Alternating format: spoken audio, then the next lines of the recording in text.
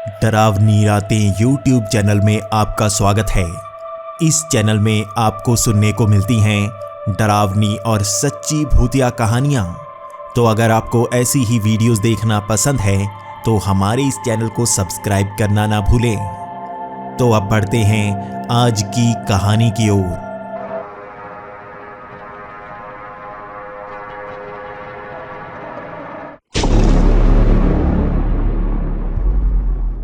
हमारी आज की कहानी हमारे साथ शेयर की है गुजरात से रोहित जी ने।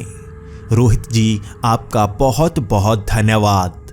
तो अब इस कहानी को सुनते हैं रोहित जी की जुबानी। हेलो दोस्तों, मेरा नाम रोहित है और मैं गुजरात के एक छोटे से शहर में रहता हूँ। हमारा शहर ज़्यादा फेमस नहीं है, लेकिन यहाँ पर मेरे साथ एक ऐसी घटना हुई थी जिस कारण पूरे शहर में मैं तो मशहूर हो ही गया। मेरी इस घटना पर कई लोग यकीन करते हैं और कई लोग यकीन नहीं करते। ये मैं आप पर छोड़ता हूँ कि आप इस पर यकीन करेंगे या नहीं। तब मेरी पढ़ाई खत्म हो चुकी थी और मैं 1 साल तक घर बैठा हुआ था। मैं हर तरह का काम करना चाहता था, लेकिन सच में मुझे काम मिल ही नहीं रहा था। मेरी पढ़ाई में मम्मी पापा का बहुत ज़्यादा खर्च हो चुका था और अब उनके पास कोई पैसा नहीं बचा था। वो सोच रहे थे कि अगर मुझे काम मिल जाएगा तो हमारा घर अच्छी तरह से चलने लगेगा। लेकिन 1 साल तक घर पर बैठने के बाद मैं भी निराश होने लगा था। हमारा सच में फाइनेंशियली बहुत नुकसान हो चुका था और अब हमारे पास खाने के भी पैसे नहीं थे। इसी कारण अब मैं किसी भी तरह का काम चाहता था, लेकिन अंत में मुझे एक काम मिल ही गया। लेकिन ये काम शहर के बाहर था और मुझे एक कब्रिस्तान से होकर गुजरना पड़ता। जाते वक्त मुझे कोई परेशानी नहीं होती, लेकिन आते वक्त बहुत अंधेरा हो चुका होता और यहाँ से बहुत ही कम लोग गुजरते। यहाँ कब्रिस्तान के पास वाली सड़क से कोई नहीं गुजरता, क्योंकि लोगों का मानना था कि यहाँ पर भूत प्रेत रहते हैं और उन पर हमला भी कर चुके हैं। लेकिन सबसे डरावनी चीज थी ताई। यहाँ पर कहा जाता है कि एक डायन रहती है जिसका नाम ताई है। मैंने तो यही सुना है। यहाँ से गुजरने वाला हर व्यक्ति यही शब्दों का इस्तेमाल करता है कि ताई मुझे माफ कर देना। यहाँ से गुजरते वक्त हर कोई यही कहता है। यहाँ पर यह सबसे प्रसिद्ध शब्द बन गए हैं, क्योंकि कहते हैं डायन यहाँ पर रहती है, उसे लोग ताई कहते हैं। वो आपको खाने के लिए आती है और जब आप उसे ये कह देते हैं कि ताई माफ कर देना, तो वो आपको छोड़ देती है। लेकिन सच में मैं इन चीज़ों पर यकीन नहीं करता और मैं कोई डरपोक इंसान नहीं हूँ। इसी तरह से 1 महीना हो चुका था और मैं वहाँ पर काम करने लगा था। आते वक्त मुझे काफ़ी अंधेरा हो जाता और 1 महीने तक मुझे किसी भी तरह की कोई परेशानी का सामना नहीं करना पड़ा। मैं रात के वक्त इसी रोड से जाता और मुझे तो कोई भूत प्रेत नज़र नहीं आता और ना ही वो डायन ताई नज़र आई। लेकिन मुझे अब काम में थोड़ी सी परेशानी होने लगी थी। काम में इतना ज़्यादा स्ट्रेस था कि मैं अब बहुत ज़्यादा गुस्सा होने लगा था। आज ऐसा ही मौका था। काम काफ़ी ज़्यादा था, इसलिए मुझे बहुत ज़्यादा गुस्सा आ रहा था। मेरा काम ख़त्म हुआ ही नहीं और मुझे मैनेजर ने बहुत सारी खरी खोटी सुना दी। आते वक्त मैं बहुत ज़्यादा गुस्से में था और इसी कब्रिस्तान के आगे से गुजर रहा था। मुझे इतना ज़्यादा गुस्सा था कि मैं ये कहना नहीं चाहता था कि ताई माफ़ कर देना, बल्कि मैं गुस्से में कहने लगा, भाड़ में जाए ताई, भाड़ में जाए ताई। और मैं ये ऊंची ऊंची आवाज़ में कह रहा था ताकि हर कोई सुन सके।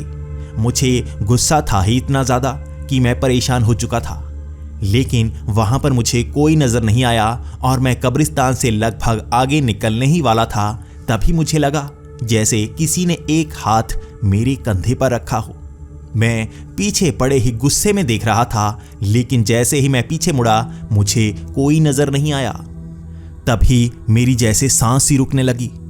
किसी ने मेरे कंधे पर हाथ रखा था, लेकिन पीछे कोई है ही नहीं। मैं भूत प्रेत पर यकीन नहीं करता, लेकिन आज किसी ने तो कंधे पर हाथ रखा था और इस चीज़ ने मुझे अंदर तक डरा दिया। मैं अब भागकर वहाँ से निकलना चाहता था, लेकिन मैंने जैसे ही आगे मुंह किया, मुझे लगा किसी ने सच में दोबारा कंधे पर हाथ रखा और मुझे रोकने की कोशिश की। मैं भागकर वहां से निकलना चाहता था, लेकिन जैसे किसी ने मेरी टांग भी पकड़ ली हो और मैं नीचे गिर गया। उसके बाद जैसे किसी के दांत या नाखून मेरे कंधे के अंदर गड़ गए और मेरे कंधे से खून निकलने लगा। मैं हर चीज को याद कर रहा था और मुझे वहां पर कोई नजर नहीं आ रहा था। इसी कारण तो मैं डर रहा था। आखिर कोई नजर तो आना चाहिए जिससे मैं बच सकूं। मेरे मन में बहुत ही डरावने से ख्याल आ रहे थे और मैं जान गया था, यकीनन ये वही थी, डायन ताई। अब मैं बार बार यही कह रहा था, ताई माफ करना, ताई माफ कर दे। लेकिन वो जैसे मुझे खरोंचती जा रही थी और मेरे पूरे कंधे से खून निकलता जा रहा था। मैं समझ नहीं पा रहा था कि क्या करूं। मुझे पता था कि वो जरूर ही मुझे खा जाएगी। यहां पर यही तो कहा जाता है, डायन ताई हर उसको खा जाती है जो उससे माफी नहीं मांगता। कहते थे कि वो एक जमाने में भूखी औरत हुआ करती थी जिसे कोई खाने को नहीं देता था और वो डायन बन गई। जो भी इस कब्रिस्तान से निकलता वो उसे मारकर खा जाती और अब इसी कारण उससे बचते हुए हर कोई ताई माफ करना कहकर निकल जाते हैं। आज मैं फंस चुका था। मौत बिल्कुल मेरे सामने थी और मैं डरा घबराया हुआ ये सोच रहा था कि बचूं कैसे। तभी मेरे मन में एक ख्याल आया। मेरे बैग में चावलों का एक डब्बा पड़ा था। आज दोपहर को मैं इतना ज़्यादा गुस्सा था कि मैंने खाना नहीं खाया था। मैंने वो डब्बा अपने बैग से निकाला और चावल वहां पर बिखेर दिए। तब मैं यही कहने लगा, ताई इसे खा ले, मैं तेरे लिए खाना लेके आया हूं। मेरी जबान थरथरा रही थी, लेकिन मैं किसी तरह से उससे बचना चाहता था। ये बेवकूफ़ी वाली बात थी कि मैं इस तरह से चावल देकर अपनी जान बचाना चाहता था, लेकिन सच में ये काम कर गया। जैसे ही वहां पर चावल बिखरे, उसने जैसे मुझे छोड़ दिया हो। मेरे कंधे पर हो रहा दर्द भी कम हो चुका था। अब सिर्फ खून निकलने का दर्द था और मैं वहां से उठा और तेजी से भागने लगा। वो डिब्बा मेरा वहीं पर रह गया, लेकिन मेरी जान बच गई थी। मैं भागता हुआ वहां से निकल पड़ा और जब तक घर नहीं आए मैं रुका नहीं। मेरी सांस फूल गई थी और मैंने आगे कुछ लोगों को देखा और मैं भागकर उनसे लिपट गया। मेरे कंधे से निकल रहा खून देखकर वो भी घबरा गए थे और उन्होंने एम्बुलेंस को भी बुलाया और वहां पर पुलिस को भी बुलाया। अस्पताल में मुझसे पुलिस वाले पूछ रहे थे आखिर मेरे साथ हुआ क्या है। वो लोग भी वहीं पर खड़े थे। वहां पर 15 से 20 लोगों की भीड़ थी और जैसे ही मैंने उन सबको ये बात बतानी चाही, कोई भी मेरी बात पर यकीन नहीं कर पा रहा था। हर कोई यही कह रहा था कि चावल दिखाकर तुम बच नहीं सकते, डायन ताई किसी को छोड़ती नहीं। लेकिन सच में मैं बच चुका था। इसके बाद वहां यही कहानी सुनाई जाने लगी कि कोई ना कोई सामान अगर खाने का वहां रख दिया जाए तो डायन ताई किसी को नुकसान नहीं पहुंचाती। आज भी मेरे शहर में मेरी कहानी सुनाई जाती है और अब उस कब्रिस्तान के पास से गुजरने वालों की संख्या और भी कम हो गई है। मैंने उस काम को छोड़ दिया और 6 महीने बाद मुझे नया काम मिल गया। अब मैं किसी भी बहाने से उस सड़क पर कभी नहीं जाता।